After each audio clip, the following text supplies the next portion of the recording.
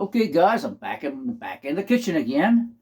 I'm going to show you all how to make something that's a little southern dish called succotash. This is the way my grandmother used to do it. I personally did not like it when I was a kid because I did not like tomatoes when I was a kid. For some reason, I did not like tomatoes. But it, pardon the pun, it kind of grew on me. So what you gotta do, you gotta get old Methuselah out here. Thing. All right, there. Yeah. Okay, cut all your stuff up. Not cut up, but open your can, stupid. Before you slip. Oh, yeah, Methuselah's not acting too good today.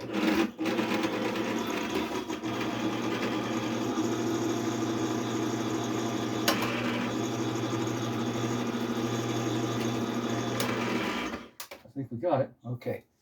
Okay, you drain off your corn and your lima beans. I'm out of picture for a second because I'm over here at the sink. Okay, you take your corn, put it in the pot. Bingo. All right. You take your lima beans. And these are the 16-ounce cans. What is it, 16? Better be 16 ounce. Yeah, 15 ounce, whatever. Okay.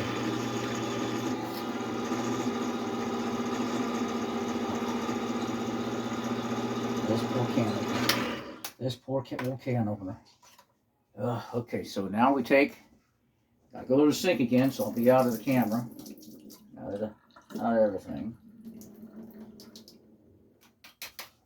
Alright. Now, okay, your lima beans in there. Alright. Now, you take your diced tomatoes, which you wipe this thing off a little bit. Alright. Now, you take your diced tomatoes, which is a large can, which is a 2.7 pound to 28 ounce. You put that in there.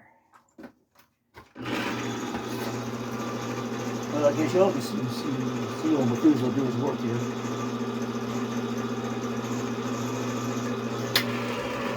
Okay, don't go turning around. Now, you don't drain these off. You pour those right in. That gives you the juice for the succotash. That's basically all you do. Now, most people way back then didn't do nothing but salt and pepper because that's the most plentiful stuff. They didn't even think about all the stuff like garlic powder, onion powder, paprika, chili powder, ground mustard, Italian seasoning, lemon pepper. That was just not used. At least I won't remember it when I was a kid anyway. So, well, this is what I put in it. This is what I'm going to put into it. I'm going to put some onion powder. I think this is the right one. Sometimes you get this stuff, it'll cake up on you after a while and be lumpy in there. So let's see if this is the right one. Oh, yep, it's the right one. And just shake it on in there. It's like a pinch of this and a dash of that. This is garlic powder. Okay. And same thing, just a pinch of this and a dash of that. Make it to taste. You'll have to experiment. I'll throw some paprika in there, even though paprika has no taste. It's just for color. All right, so let me see here. No salt-free seasoning because we're already using salt-free seasoning. Now this is lemon pepper. All right, that's okay. Now what is this? This is gotta put a little tiny bit of cayenne pepper. Now you gotta watch the cayenne pepper because that stuff will come out real fast. That's enough. You don't put too much in there. All right, okay. Put a little bit of ground mustard. In other words, I'm practically putting the whole spice rack in this to make it to my taste. But y'all can do it in whichever way you want to. If you just want salt and pepper, or you just want a little bit of stuff, it's Italian seasoning. You do it that way. This is the way I do it. All right, what else I got over here? I don't want that. Don't want that. That's cinnamon sugar. We don't want no cinnamon sugar. Chili powder. No, we don't know chili powder. That's nothing but cayenne pepper under the skies. Okay, what is this? I already did the onion powder, so we're pretty much done with putting our spices in. So you turn on the heat and put it on high to get it going, and then you cut the heat down.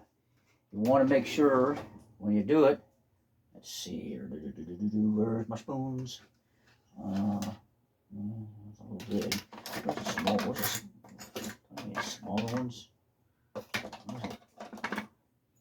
Oh well. Okay, hold on. I'm trying to find. I don't want to use a big spoon. Let's just use. Well, you got a stainless steel pot. You can use a regular spoon. You don't have to use a plastic spoon. You just mix all that in. Make sure it gets mixed in real good. And just a few minutes, as long as you can bring it to a boil, and a sustained boil on low to medium heat, it'll be done. You want to make sure you get all that stuff in there nice and blended and cooked on in there. Now, all right, there we go. It's all blended in. Now let's get that brought to a boil. Put the spoon over there.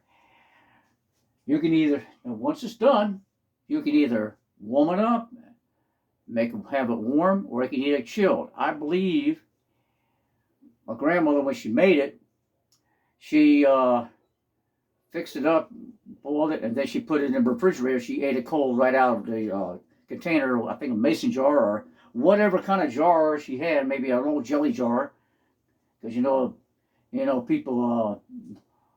people in the South will use anything as a container for food. Don't go into their refrigerator thinking you're gonna find butter in that tub. It's just like if you go into to your grandmother, excuse me, not easy for me to say, but anyway, it's the old adage, grandma's sewing kit, yeah, an old cookie jar. Yeah, you'd be surprised. But anyway, this is starting to, okay, it's starting to boil. I'm going to cut it down to a medium blaze. And once it starts boiling with a medium blaze, it'll be pretty much done.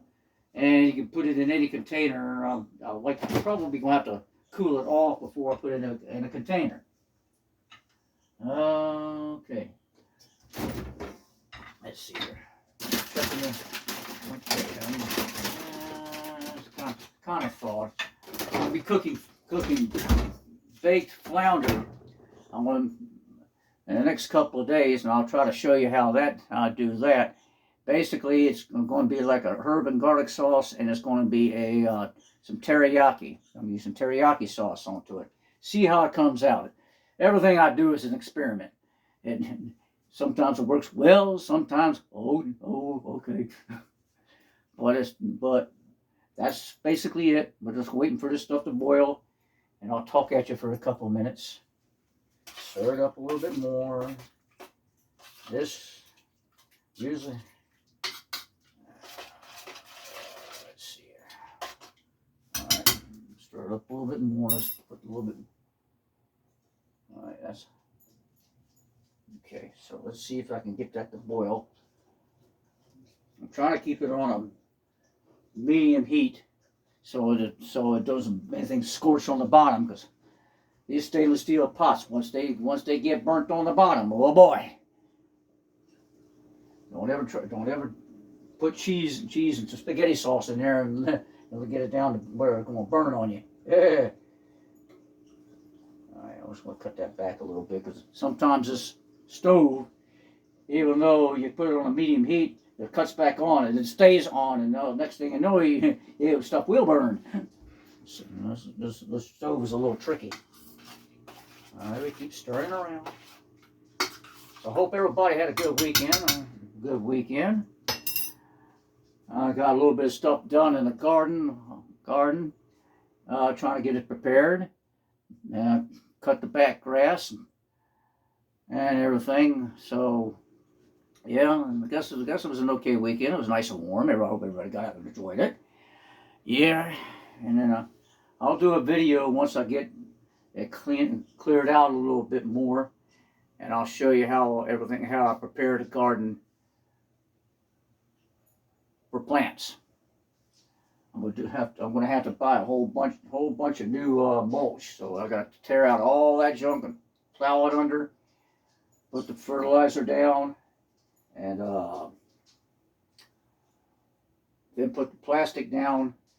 And I'll just show you I'll show you every step, or at least part of the steps anyway. I don't know how it's going to work with me being able to see it outside. I hope it's kind of overcast when I do it because it's hard to see this phone or anybody's phone when it's outside. Okay. Okay. All right. We'll keep stirring this stuff up. And it's getting hot. Yeah. There you go. When it gets to a certain temperature, we'll bring it to boil. When it boils up, and you stir it and it reboils, then you know basically when everything's done. This is not.